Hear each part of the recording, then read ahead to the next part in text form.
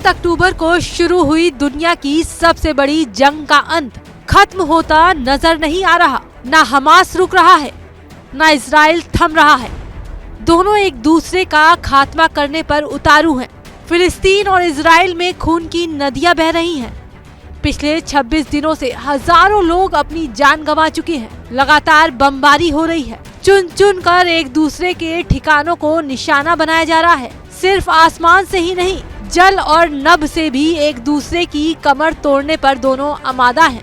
Israel के खिलाफ Hamas के अलावा लेबनान का संगठन हिजबुल्लाह भी इस लड़ाई में उसका साथ दे रहा है। लेकिन अब एक और संगठन है जिसने इजराइल के खिलाफ ऐलाने जंग कर दिया है। हमास और हिजबुल्लाह के बाद यमन के संगठन हूती ने फिलिस्तीन के समर्थन में और इजराइल के खिलाफ अपना मोर्चा खोल दिया है। हूती विद्रोहियों ने कहा, हम अपने लोगों को गाजा में मरने नहीं छोड़ सकते। हूती विद्रोहियों ने धमकी दी कि अगर गाजा में सीज फायर नहीं हुआ तो वो इजराइल पर और बैलिस्टिक मिसाइल दागेगा। बता दें कि हूती ने साल 2014 से यमन की राजधानी सहित देश के कई बड़े हिस्से पर कब्जा कर रखा है। चलिए आपको बताते हैं कि इन हूती विद्रोहियों की पूरी कहानी, कि ये संगठन है कैसा और कौन संचालित करता है, कितने खतरनाक लड़ाके हैं ये। बताया जाता है कि 1980 के दशक में यमन में हूती संगठन सामने आया था। ये शिया मुस्लिमों का सबसे बड़ा आदिवासी संगठन है।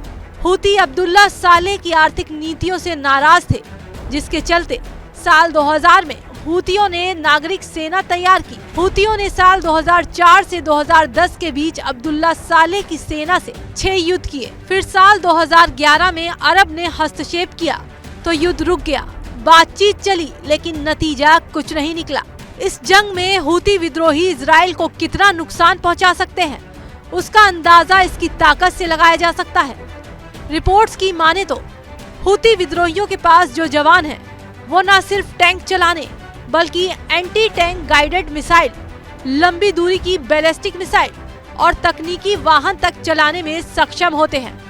बताया जा रहा है कि हमास और हिजबुल्लाह के साथ इस जंग में कूदे हूती विद्रोहियों ने बीते मंगलवार को इजराइल पर मिसाइल से हमला कर दिया था। हालांकि इजराइल के एरो एयर डिफेंस सिस्टम ने इस हमले को नाकाम कर दिया। फिलहाल अब देखना बहुत ही अहम है कि हमास, हिजबुल्लाह और हूती के आने से ये जंग क्या रूप लेती है। क्या हमास और ताकतवर हो जाएगा?